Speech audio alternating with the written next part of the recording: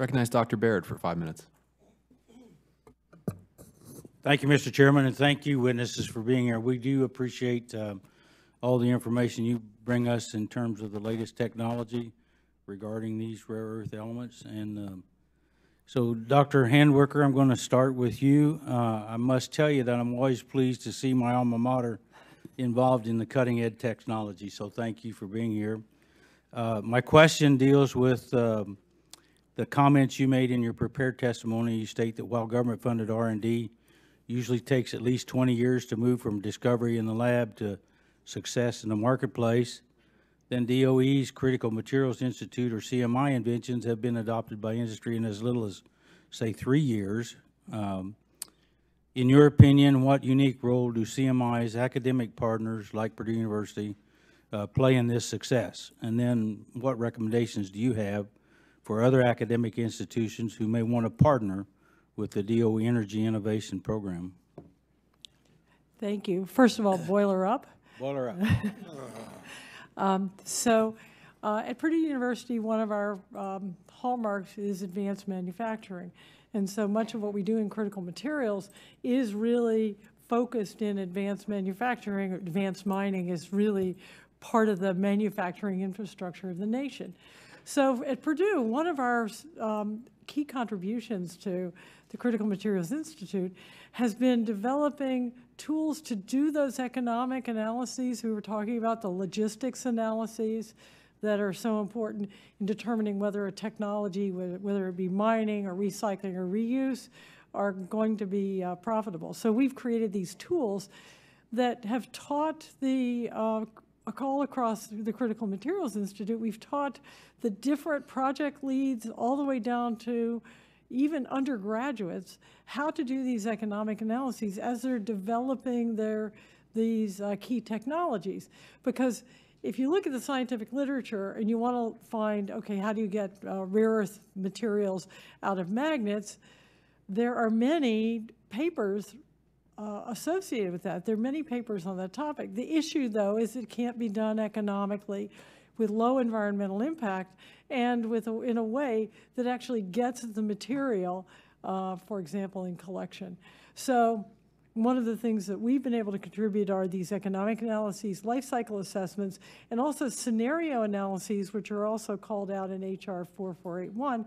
It's so important to see, all right, how do we mitigate the risk for critical materials?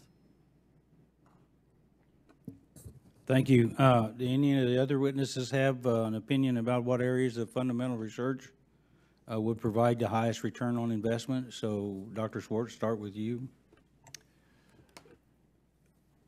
One of the biggest bottlenecks right now is being able to separate the rare earths from one another and then to take those separated rare earth oxides and create metal out of it.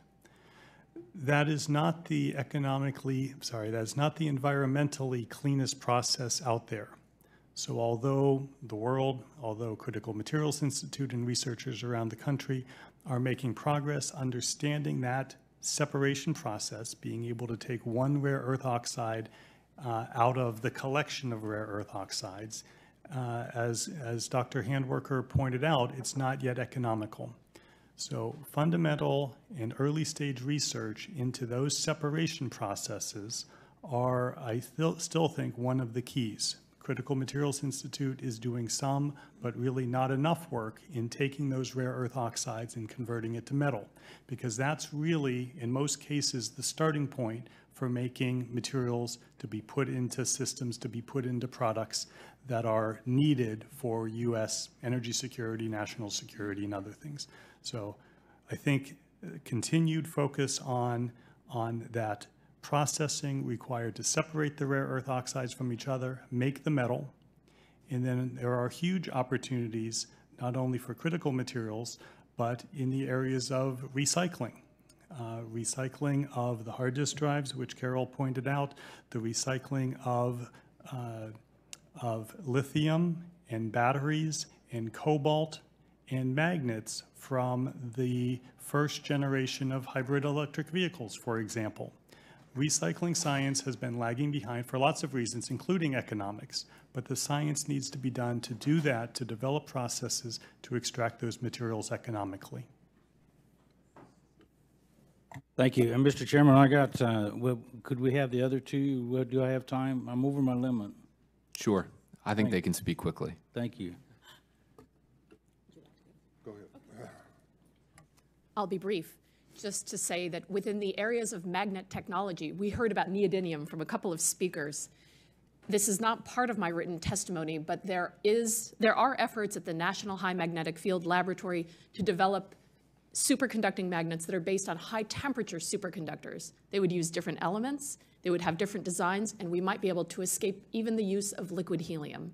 So that's a new direction that could be pursued, but is not maybe heavily funded at the moment.